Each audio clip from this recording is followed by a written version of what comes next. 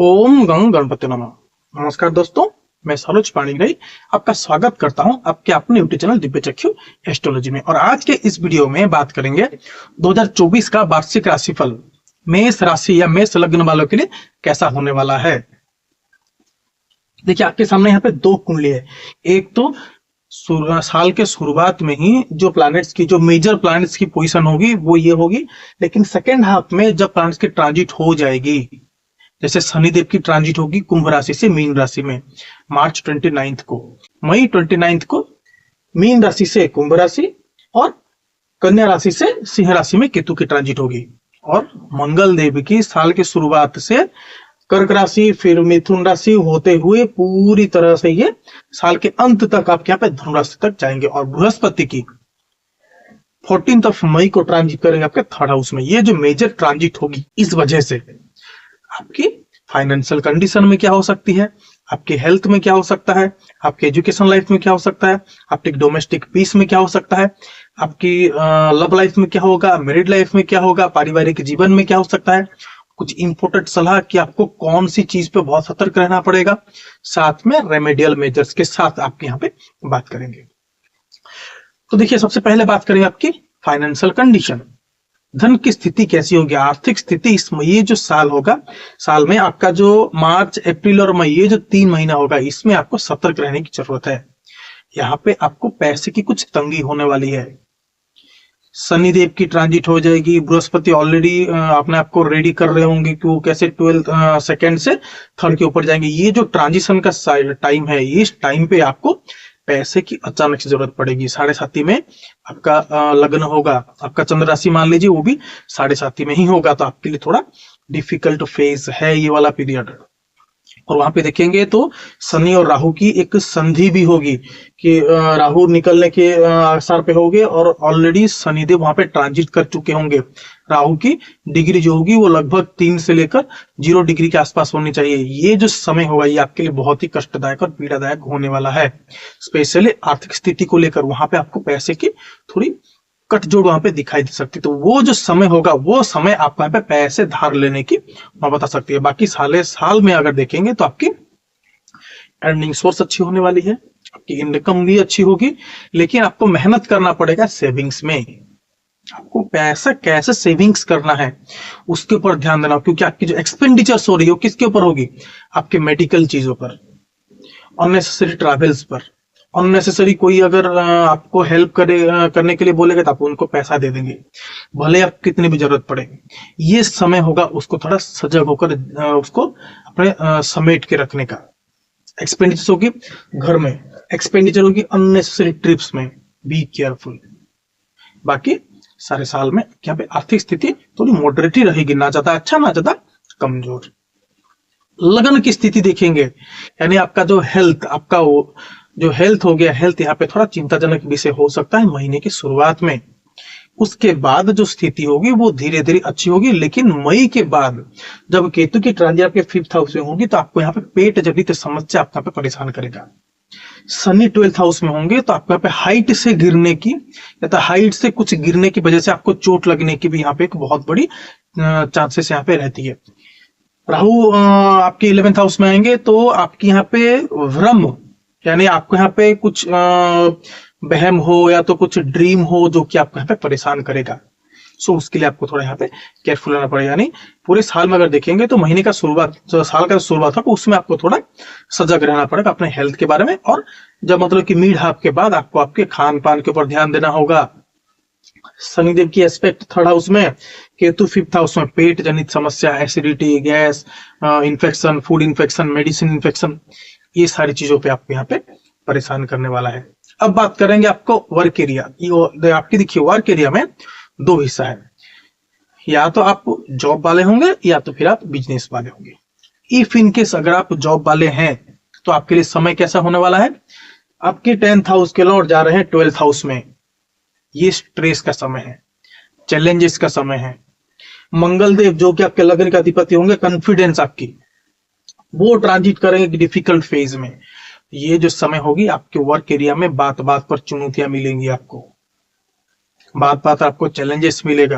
आपको कैसे खुद को प्रूफ करना पड़ेगा एक्चुअली। आपके यहाँ पे एनिमीज आपके यहाँ पे बहुत ही तंग करेंगे। लेकिन बृहस्पति देव की जो पोजीशन हो रही है, उस वजह से, आपकी वाणी की वजह से, आपका जो कम्युनिकेशन है उस वजह से कि बहुत सारी चीजें यहाँ पे सॉल्व आउट होती हुई दिखाई देती है। और करियर में चैलेंजेस तो होगा, लेकिन आप उसको ओवरकम करके आप इसको निकल जाओगे। एनिमीज आपको परेशान करेंगे, आपके सबऑर्डिनेट्स हो गए, सीनियर्स हो गए, उनके साथ आपके यहाँ पे बात बात पे आर्ग्यूमेंट होगी, लेकिन आप उसको ओवरकम करके निकल जाओगे। जब थोड़ी स्थिति अच्छी होगी, यानी शनिदेव जब आपको रेस्पॉन्सिबिलिटी देना शुरू करेंगे आफ्टर अक्टूबर, वहां पे आपके यहाँ पे प्रमोशन होना, जॉब चेंज वगैरह होना। और जब शनि और राहु की एक युति होगी 12th हाउस में, वहां पे भी आपके यहाँ पे जॉब चेंज होना, जॉब में आर्ग्यूमेंट होना, वर्क एरिया में चैलेंजेस होना, परेशान होना, स्ट्रेस आउट हो जाओगे आप। या तो मतलब कि अगर आपने इंटरव्यू दिए हैं तो इंटरव्यू का रिजल्ट आने में लेट होगा, तो इंटरव्यू आपके फेवर में नहीं आ सकता है। वो एक समय है कि आपके यहाँ पे जॉब चेंज या तो वर्क एरिया में बहुत ही स्ट्रेस होना। आफ्टर दैट जब राहु ट्रांजिट कर जाएंगे, शनि भी ट्रांजिट कर जाएंगे, वहां पे आपके यहाँ पे प्रमोशन होना, जॉब चेंज वहां पे दिखाता है। और अक्टूबर के बाद तो काफी अच्छा ही दिखाता है कि आपकी जो कनेक्शन होंगी फॉरेन की चीजों पे हो सकती है, फॉरेन लैंड हो सकता है, फॉरेन कंपनीज हो सकती है, फॉरेन एसेट्स वगैरह हो सकता है, उनके साथ आपके यहाँ पे रिलेशन बन सकती है। और आपको यहाँ पे एक ध्यान देना होगा कि जो व्यक्ति बैंकिंग सेक्टर में है, इंश्योरेंस सेक्टर में है, सेल्स मार्केटिंग सेक्टर में है, आईटी फील्ड में है, गोल्ड रिलेटेड कुछ काम करते हैं, शेयर ट्रेडिंग में कुछ काम करते हैं, उनके लिए समय काफी अच्छी है। जो व्यक्ति कुछ मोटर व्हीकल्स वगैरह में काम करते हैं, जो व्यक्ति कुछ टेक्निकल फील्ड पे काम करते हैं, उनके लिए समय थोड़ा मॉडरेट रहने वाला है। जो व्यक्ति कुछ एजुकेशन लाइन पे, उनके लिए समय बहुत ही अच्छी है।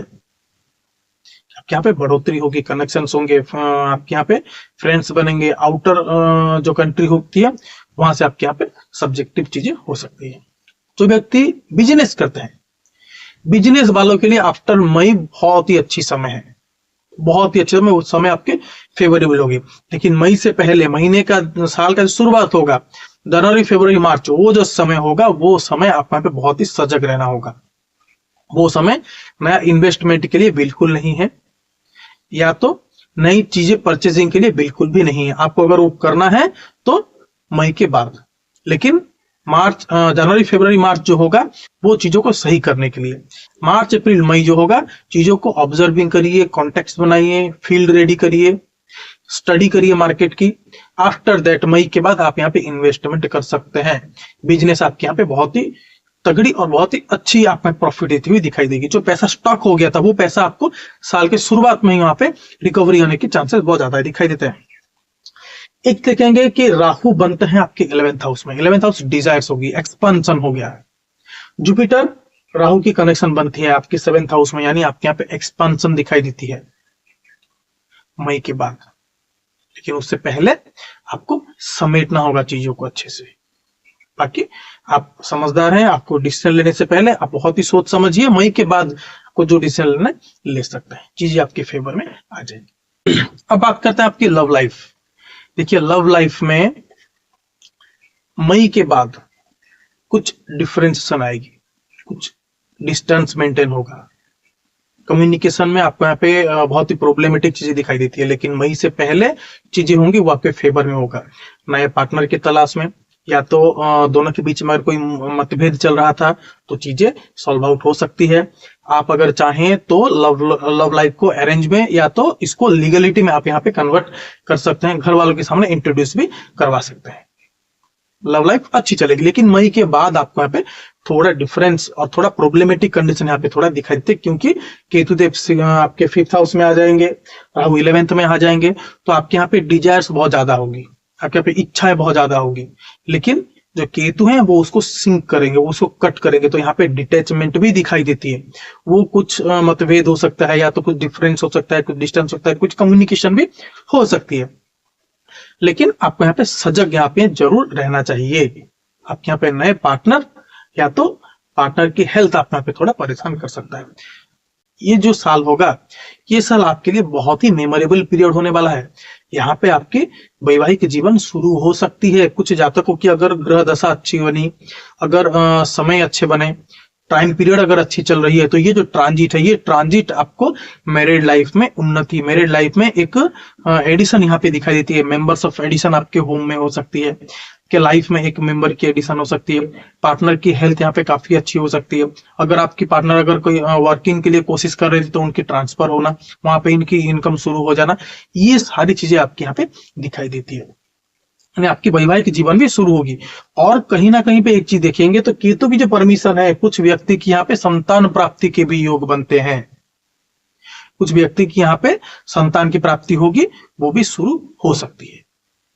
यानी अगर ओवरऑली देखने जाएंगे तो married life and love life दोनों के बीच में एक अच्छी कॉम्बिनेशन यहाँ पे बनती है। अब बात करते हैं एजुकेशन के लिए। मई से पहले अगर आपको एग्जाम देना था, इंटरव्यू देना था, कुछ जॉब अप्लाई करना था, कर लीजिए। मई के बाद समय उतने फेवरेबल नहीं है, लेकिन अगर आपका कोई रिजल्ट आने वाला था बिफोर मई, ये समय आपके लिए बहुत ही अच्छी है।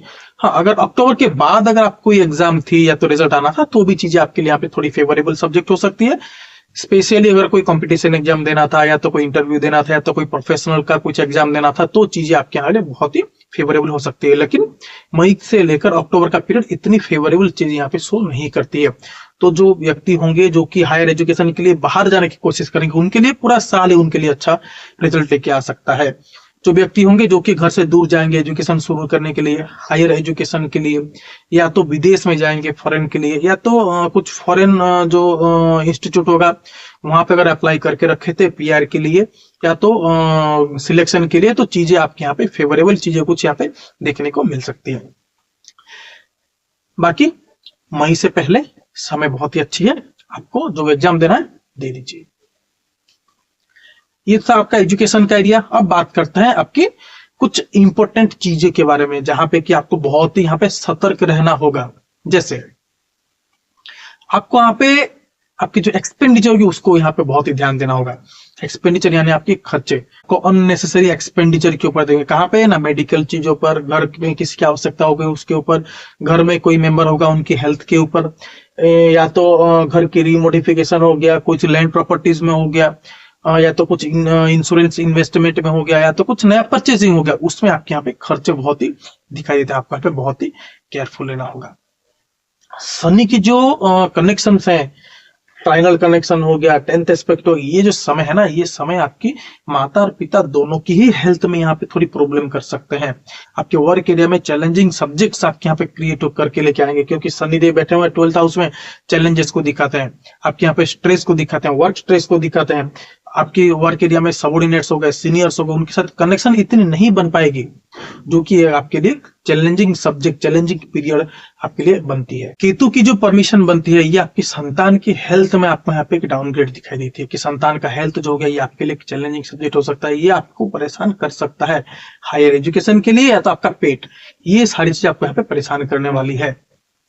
आपकी वाणी के ऊपर आपको यहाँ पे बहुत ही ध्यान देना होगा, जो कि एक डिफरेंस क्रिएट करा रही है आपकी एंड आपके पार्टनर्स की, आपके बिजनेस में, सारी जगह से, मेन सोशल लाइफ से आपके यहाँ पे एक डिटैचमेंट भी क्रिएट हो रही है। तो आपको आपके वाणी के ऊपर, कम्युनिकेशन के ऊपर, कॉन्टेक्ट्स के ऊपर आपको यहाँ पे ध्यान देने की, आपको सतर्क रहना होगा। कोई भी डॉक्यूमेंट के लिए, अगर कोई डॉक्यूमेंट में सिग्नेचर करना है, या तो कोई डॉक्यूमेंट रिलेटेड कुछ है भी, तो भी आपको यहाँ पे सतर्क रहना होगा। जैसे कोई अगर अचानक से कोई अगर आपको प्रपोज कर दे कोई जॉब के लिए, या तो कहीं पे अगर इन्वेस्टमेंट के लिए, या तो न्यू कुछ स्टार्ट करने के लिए, तो आपको यहाँ पे कागजी कार्यवाही जरूर करनी पड़ेगी।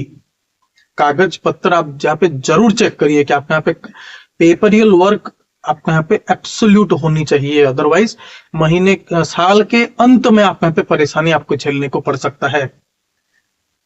आपको उसको लेकर बहुत ही सजग रहना होगा, specially documents, specially financial condition के ऊपर, स्पेशली वाणी के ऊपर, किसी को वचन देने से ऊपर, स्पेशली किसी को पैसा अगर देना है तो सोच समझ कर ही चीजें यहाँ पे देनी चाहिए।